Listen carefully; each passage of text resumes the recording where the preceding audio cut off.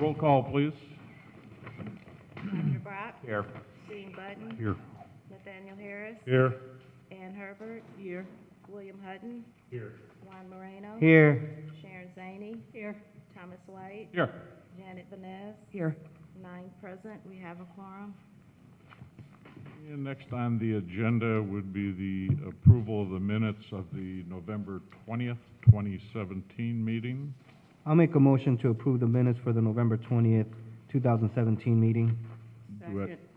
Second. Thank you. Those in favor? Aye. Aye. Opposed? Ayes have it.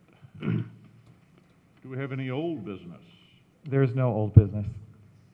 New business. CP-17-15, petition of the Hammond Redevelopment Commission for a resolution and order approving amending declaratory resolution 07-2017 regarding the state line allocation area within the marina development area. Do we have have the notification requirements been met? Yes. Yes? They have been met? Yes. Okay, thank you. Wasn't quite sure there.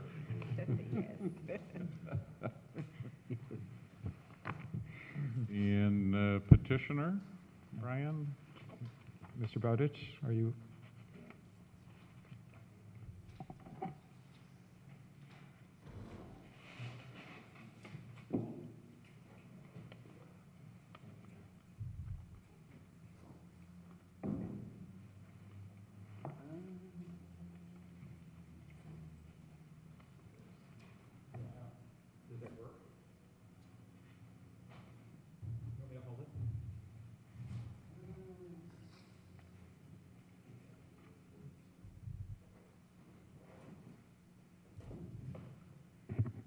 Good evening, President White and members of the Plan Commission.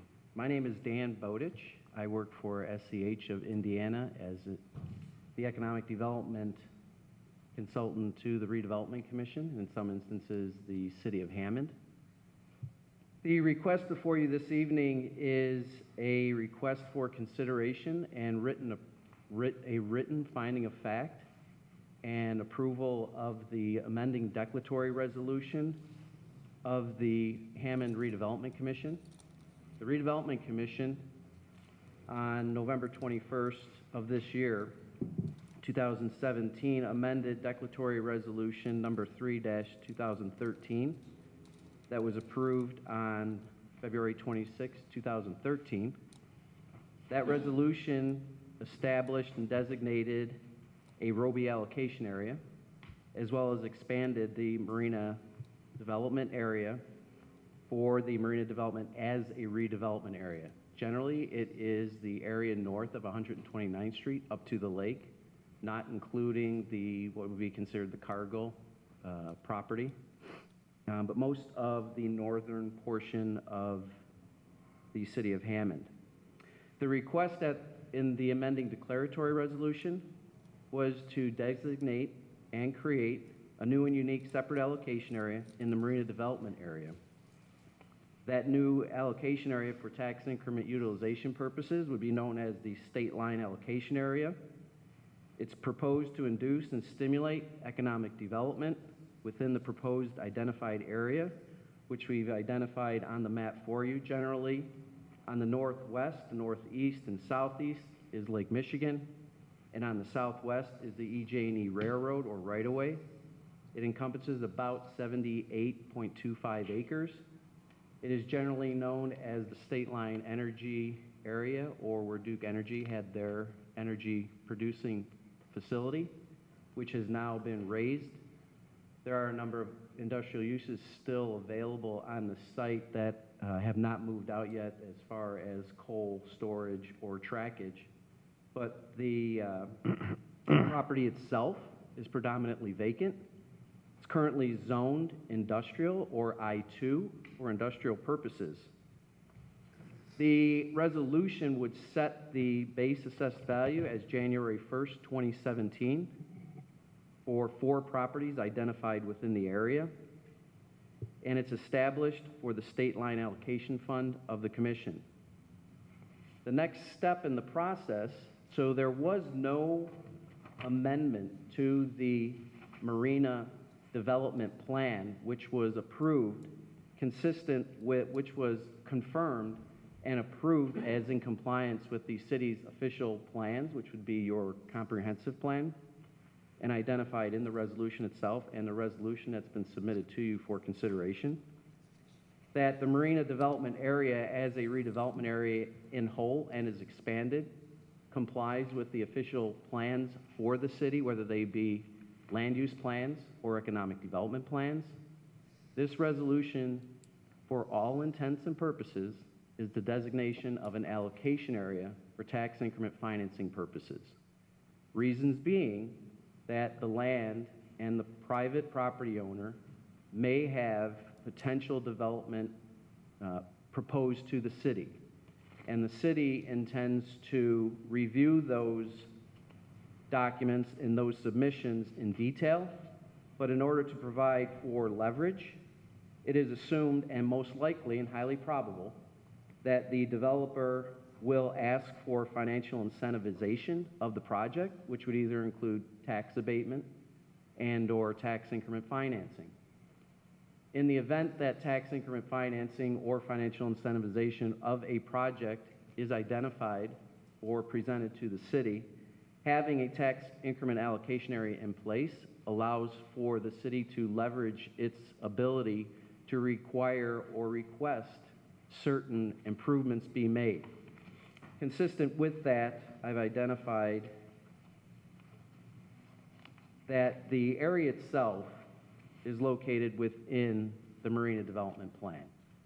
And that plan calls for this area to be specific to a lakefront marina development, consistent with the Marquette Plan, which was commissioned by the Northwest Indiana Regional Development Authority, or the RDA, which employed RDA funds to improve public access to pedestrian paths and lakefront trails, as well as make improvements to the current pathways. In addition, it allows for new commercial development along the lakefront and marina development area that would allow safer, easier, and more comfortable travel through the area, but by all means, which should include public access to the lakefront consistent with the master plan for the lakefront as a region, that Marquette Plan.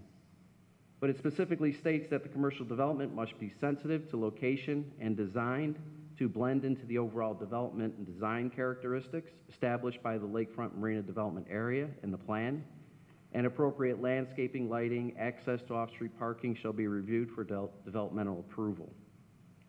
There are a number of other public access improvements that are included in the plan, as stated, that you've already approved, as well as confirmed as approved, consistent with your land use plan. This is all in the plan, redevelopment plan document that you have confirmed. But I did want to go through and be specific that by allowing for an allocation area, it creates and allows for the city, either through this plan commission, the redevelopment commission, the economic development commission, city administration, and the common council. It allows for the implementation of the Marquette Plan and your comprehensive plan as it exists today for the area. Now, as I stated, it's zoned I-2 industrial. However, the assumption would be that zoning would change. There's been no request to my knowledge to change that, so the current private property owner could develop that property for industrial purposes. But to be consistent with the Marquette Plan, which is Indiana's vision for the lakefront reinvestment, Hammond's lakefront, the primary focus is for properties in the Hammond lakefront sub-area to make connections to trail, water, local, regional, and tri-state improvements, including Illinois, Indiana, and Michigan connections. And those connections would require public access to Lake Michigan as a major asset to sustainable development and community regional growth, as well as industry transformation. The principles of the plan for the Marquette are to redefine the edges of increased recreation, circulation, and population, accessible lakefront, both public and multimodal land uses, and mixed uses that includes investment centers and jobs. And to quote Congressman Miskowski for the plan, sweeping changes will not continue or come overnight, nor can they be dictated by one person or one governmental body. We in Northwest Indiana must sit together as a unified community and reach consensus on our future. Now that applies to the Marquette Plan. By allowing for the Redevelopment Commission to designate an allocation area, it increases the level of oversight to ensure that public access is continued, that public access is designed into any development that occurs, and that the city has leveraging opportunity in order to financially incentivize a project. The amendment before you as an amending declaratory resolution is not a land use amending resolution. It is a financial resolution. It provides for that financial resource tool. And consistent with the statute that's cited in the resolution itself under Indiana Code 36-7-14-16, approval of resolutions and plans by the unit, I just wanted to, for the record, state the Plan Commission, once the Redevelopment Commission approves an amending declaratory resolution, it is required that that resolution now go to the Plan Commission to ensure that the plan and the Economic Development Plan, Redevelopment Plan, Urban Renewal Plan is consistent with your plans. As stated, this is a financial resolution, not a land use plan, but we still have to follow the legal requirements for the approval. That the Plan Commission may determine whether the resolution and the redevelopment plan conform to the plan of development for the unit and approve or disapprove the resolution and the plan proposed. As stated, the current plan is not being amended. It is only a financial amendment for designation of an allocation area. It also states that the Plan Commission shall issue its written order approving or disapproving the resolution and redevelopment plan, and may, with the consent of the Redevelopment Commission, rescind or modify that order. So in essence, I've read to you what your charge is. I've explained to you the general boundaries and the intent or the purpose of the designation of the allocation area, and why the City Redevelopment Commission has approved this amendment for the purposes of oversight of redevelopment and to provide for that resource tool. It provides additional leverage. And if there's any questions, I would be more than happy to answer those before the commission. I hope to be brief, slow. Questions from the board?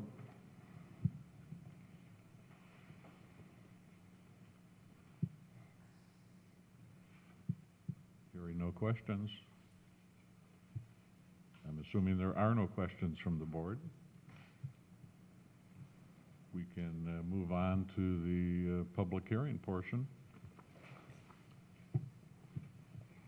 I would open up the public hearing portion if any member of the public would like to come forward. If you would please state your name and address and then sign in. Carolyn Marsh, 1804 Oliver Street, Whiting, Indiana.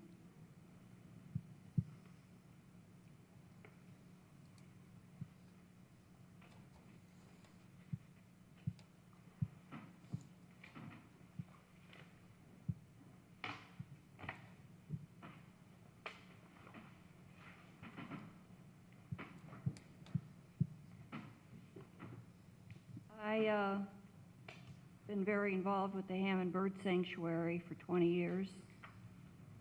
It is just south of the State Line power plant, which has been torn down. A lot of it has been torn down.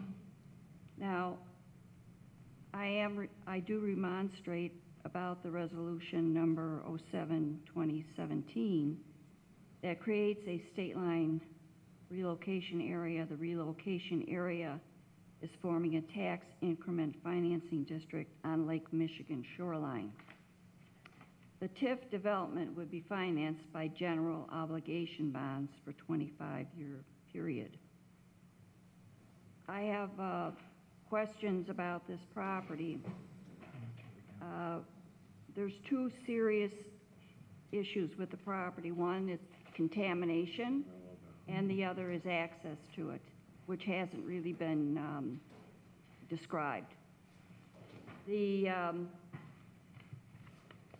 state line allocation area would be, it's fenced off, and just next to it is railroad tracks, a railroad yard, railroad spurs, and railroads that store and transport, railroad lines that store and also transport a lot of hazardous material is in this area. It's a very noisy area. And also there's a storage area that the former Dominion and before them Commonwealth Edison, they put a lot of coal dust. Pet coke is stored on public land, and or it's yeah, I think it's Hammond Marina land. There's piles and piles of dust and pet coke adjacent to it. So this piece of property is surrounded by hazardous material, and so that I think is a real problem. And I'm wondering what developer who would invest in this property, what kind of developer would invest in this kind of property, because it's not green space.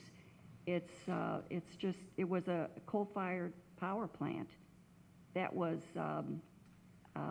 closed because the United States Department of Environmental Management, the U.S. EPA, and the U.S. Justice Department came in, and an investigation ensued that power plant under Dominion, the current owner was Dominion at that time, had violated the Clean Air Act.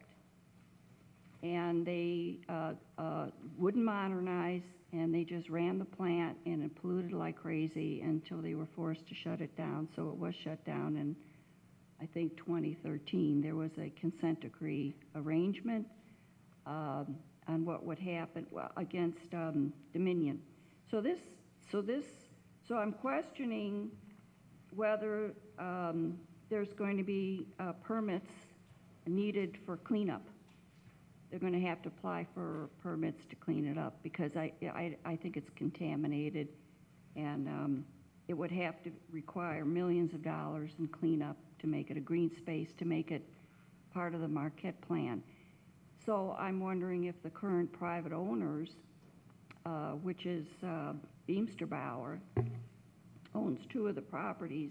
Sam Tow Line Development owns 34.17 acres, and Sam Tow Line Development, who has another, that address is Orland Park for Sam Tow Line, and he has 33.216 acres.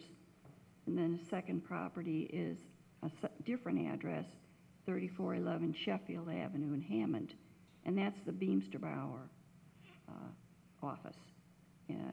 Now, Beamster Bauer had violated environmental permits in Illinois. They were transporting pet coke from the BP Whiting refinery into Illinois by the Calumet River, and they didn't have the correct permits. So this is a company that has a history of environmental violations. And now they come before Hammond and they want financial aid to help a development. So I think that what Beamster Bauer, owners of Beamster Bauer, want to do with that property is a question that has to be answered so the public knows what their intentions are. Are they going to store more pollution there? Are they going to bring in slag? They're a slag company. So or are they going to sell the property to the city? And is the city going to bail them out, and maybe they'll make a good profit off of the price they paid for the contaminated land? And if the city bails them out, maybe the city will get another developer. So these are questions that I have. But I do think that an EIS, an environmental impact study, will be necessary to be performed. I think that the environmental cleanup can go into the millions, and the environmental cleanup could involve taxpayer money. if the city would go to the federal government to ask them to help to clean it up, then it would require taxpayers' money. Carolyn, Yes. excuse me. Normally, we, for public expression, allow like 5 minutes, and we're over that time period, so I thank you. Well, nobody told me there was a time period. Well, I guess I failed to tell Well, you, but... nobody else is here. Can I say some more? Well, Mr. Chairman, There is, if I could just, there are other people. Go ahead, Brian, if you... Well, the attorney wants to speak. Oh, I'm sorry. I would just remind the commission and the public that the public hearing is on making a determination of whether the amended declaratory resolution is in conformity with the 1992 comprehensive plan. That's the question before this body. Thank you, Dave. I was going to mention that also, but thank you. And while the questions raised by this particular remonstrator are certainly questions that can be asked and probably should be asked at some point when a development is proposed, it's not germane to the question that is before this group tonight. You're simply determining whether this amended declaratory resolution meets the 1992 comprehensive plan or not. And as Mr. Bowditch explained, all that resolution does is provide the city with a tool, several tools, a toolbox full of tools by which to analyze any potential development that may or may not come in the coming years. Without it, a developer proposes something, the city is somewhat hamstrung by not having those tools. So I would caution you that some of these questions certainly are germane to an issue of when a development is proposed. They're just premature tonight. Thank you, Dave. Sir, do you have questions, comments? Please come forward. State your name and address, and please sign in. This is not related to that previous petition. No, This is just general. well, the public hearing is still on this petition. Anything else is not Okay. relevant at this Then I point need in to wait time. for public comment? Public comment then would be yes. I guess I'd give Dan an opportunity to have any comments. If-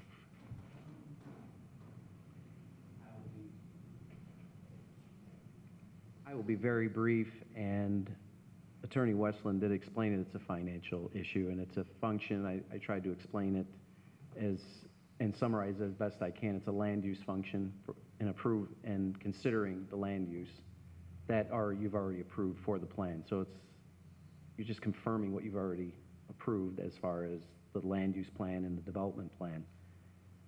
But I did want to acknowledge that there may be cleanup, there may be mitigation that would be required, and it could cost millions of dollars, of which would be borne by the developer, which would be why a developer would come before the city and ask for tax increment financing in that instance, or some type of financial incentivization, again, which allows the city to provide for additional recommendations or conditions as part of that development agreement. To my knowledge, there has been no request for financial incentivization or a development submitted to the city. If I am wrong, I would ask staff or the city to correct me. This is by all means a proactive measure and approach for economic development. And many times communities do not take this action as a proactive measure. It's in response to a development that has already occurred. So this is, in my opinion, from economic development strategy, it is a good approach and is to your advantage as a community, a city council, common council, plan commission, redevelopment commission. And just to state that tax increment financing is not a general obligation bond of the city. It can be a pledge of tax increment or the incremental taxes that are captured. Those incremental taxes are to be placed in a specific fund, the state line allocation area fund that is identified in the resolution and only used for purposes of economic development, redevelopment in that allocation area. So a redevelopment commission can pledge its tax increment towards economic development revenue bonds, or it can use the tax increment as a pay-as-you-go for projects, or it can use those bonds as a tax increment revenue financing bond, of which there is no pledge or backing by the city of Hammond by all means. So I just wanted to clear up those two. But in essence, in summary, this is a way for the city to really apply conditions or ensure that public access, that the property is developed according to the Marquette Plan, according to the measures that the Plan Commission, the Redevelopment Commission, and the city administration wants for that property. Thank you. Thank you. Anyone else in attendance wishing to come forward during public hearing? Anyone else desiring to come forward? If not, we will close the public hearing period. Jeez. Questions from commissioners or staff?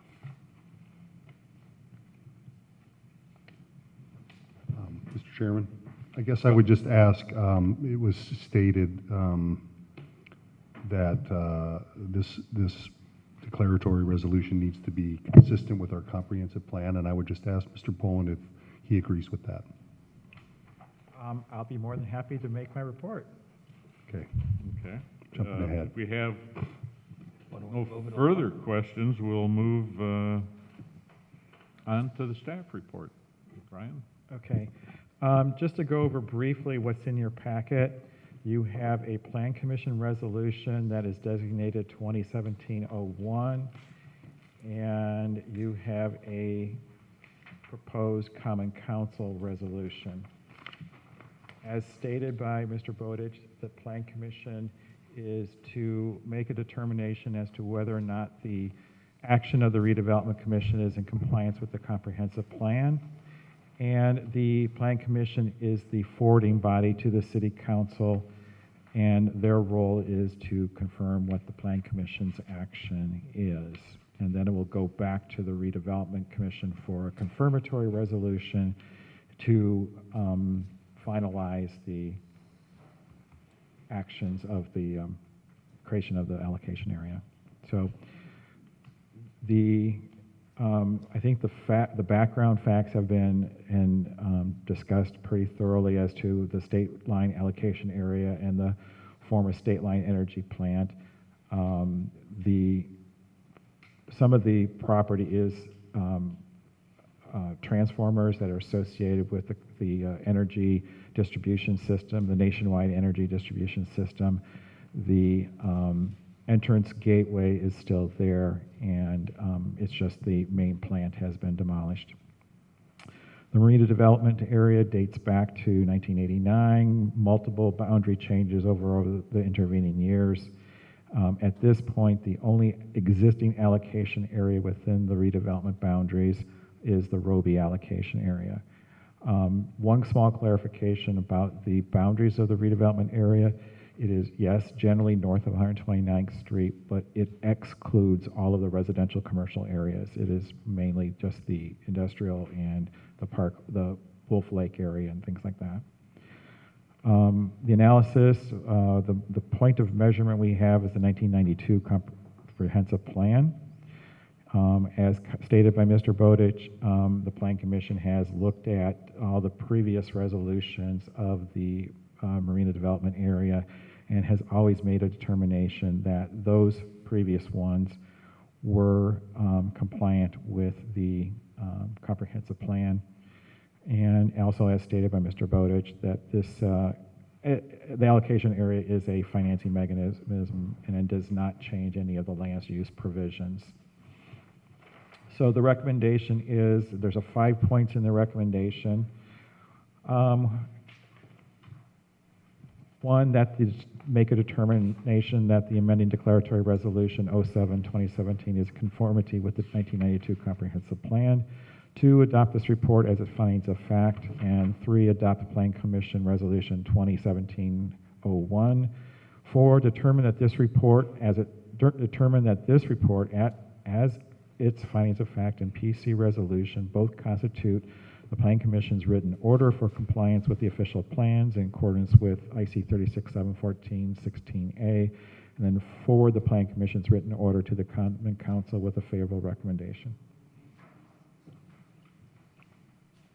And if you want to make that a combined motion, I was just gonna say, how, would you want us to make, individual motions? no, I think we can just make that as a combined motion. Is that your legal opinion? Does the attorney wish to do it differently? I think you would. Okay, thank you. So, any questions from, the commission members of Mr. Poland? No questions? We'd certainly entertain, Mr. Chairman, I'd like to make a motion to make a determination that the amending declaratory resolution 07-2017 is in conformity with the 1992 comprehensive plan, that we adopt this report as a finding of fact, adopt Plan Commission Resolution 2017-01, determine that this report as its finding of fact and PC Resolution 2017-01 both constitute the Plan Commission's written order for compliance with the official plans of the City of Hammond in accordance with IC 36-7-14-16A, and forward the Plan Commission's written order to the Common Council with a favorable recommendation. I so move. thank you, Mr. Button. Do we have a second? Second. Roll call vote, please. Roger Brock? Yes. Dean Button? Yes. Nathaniel Harris? Yes. Ann Herbert? Yes. William Hutton? Yes. Juan Moreno? Yes. Sharon Zaney? Yes. Thomas White? Yes. Janet Vanez? Yes. 9 ayes, 0 nays, 0 abstentions, motion passed. Okay, very good. Do we have any correspondence? No correspondence. Any commissioners' comments? Other than wish everyone a Merry Christmas. I, Beat you to it. And a happy new year. yes. Happy birthday to Mr. Jacobs, belated, Happy birthday. cameraman. Ah, yes. And staff comments, I think, did I mention that? No, not yet, thank you. Okay, you have some, do you? Yes, I do, of course. The redevelopment commission tonight passed another declaratory resolution for the Hammond Central redevelopment area, and that will come before us. Also, similar to this, there's still some, the redevelopment commission's action was subject to some technical revisions to the plan. We'll be working towards that. I am not sure if this is going to be able to be available for the January Plan Commission meeting. It may be the February Plan Commission meeting. So just keep that in your mind. And I don't have the 2018 calendar, so I don't know the dates of the January Plan. And nor do I.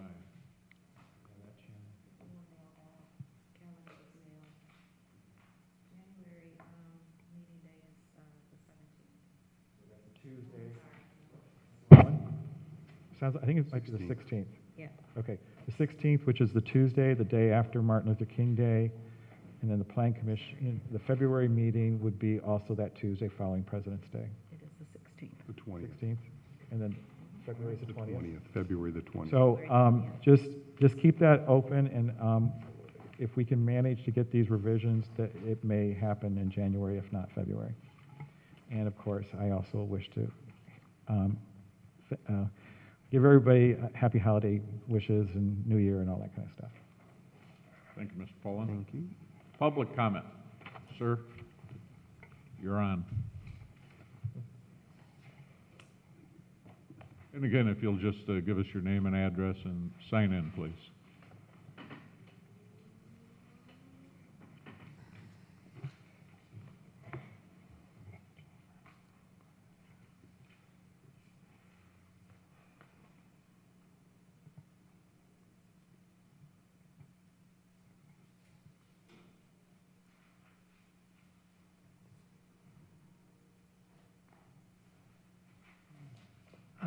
Hi,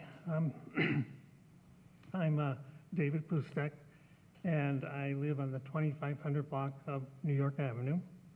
And I guess I'm coming to you. I'm not sure if you're the proper forum to bring my issue, but I have been through the Board of Public Works and Safety. I've talked with the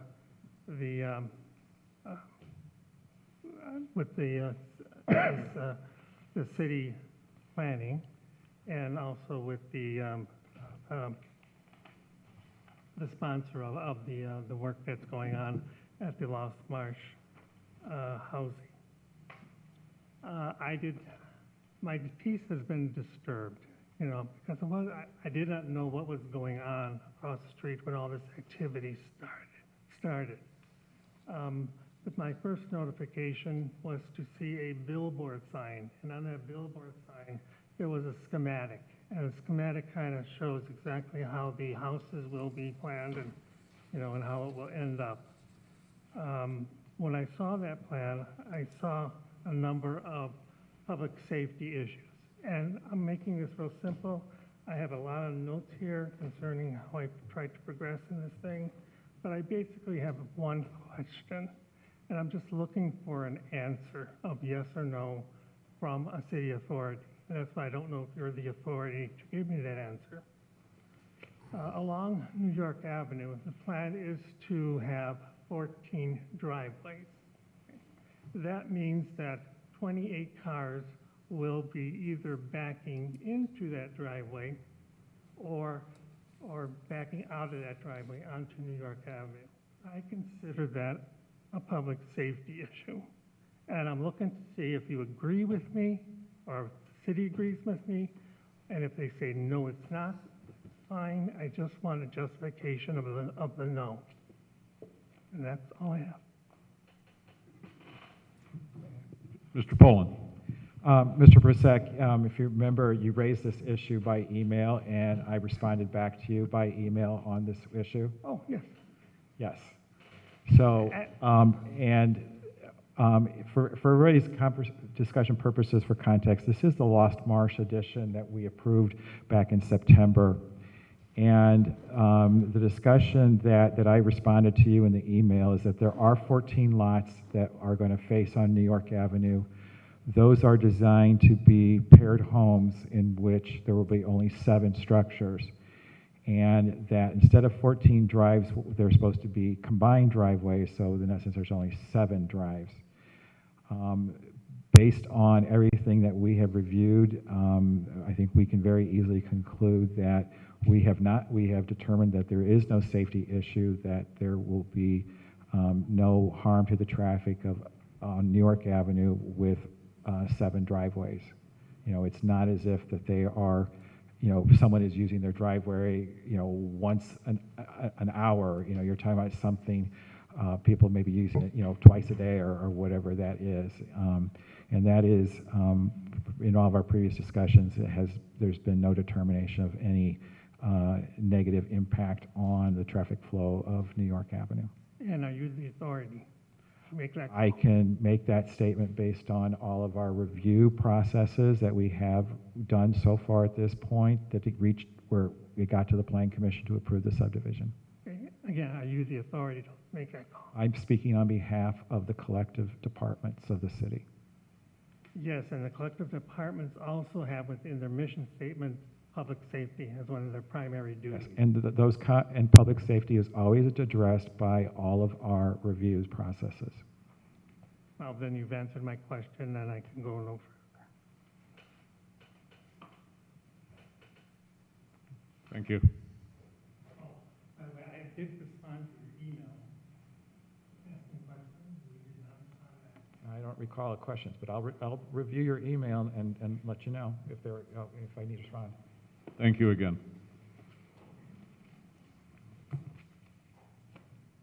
Carolyn, you have more? Yes, I do. I just want to say that I think we have the problem of the access to the any state line allocation area. The south end, there's no public access to that property. The only public access would be from Chicago at the Calumet Park. The other access is off of Casino Drive that takes you down into a service road that takes you into the marina parking lot, which has a gatehouse, and it has a security gatehouse. So there's no public access, there's no public roads there. When you, that south end to the state line, to what would be the state line allocation area, is through in the marina parking lot, which is a bike park, which has the Hammond Bird Sanctuary, and there's no access there unless the city goes to the Hammond Marina area and takes their land to make a public road from the south end into that property. Carolyn, I'm going to say one more thing, is that I do think that we need to rezone it to guarantee that there's going to be green space there, that it does need to be zoned, we have to have some zoned green space, because otherwise it's not going to work. The Visclosky Marquette plan, his Greenway plan has been absolutely turned into a development plan. They want a hotel in Whiting Park. So that's not a real Greenway plan when you're putting a hotel in Whiting Park and then giving parking spaces that would be for a 24-hour hotel. So that's what Visclosky is for in Whiting Park. So we have to define again, redefine what Greenway means, because so far it's just about development and TIFs and certain private developers Carolyn, getting please. Profits. Just remember, tonight's meeting was to make a determination whether the resolution was in conformity with the 92 comprehensive plan, period.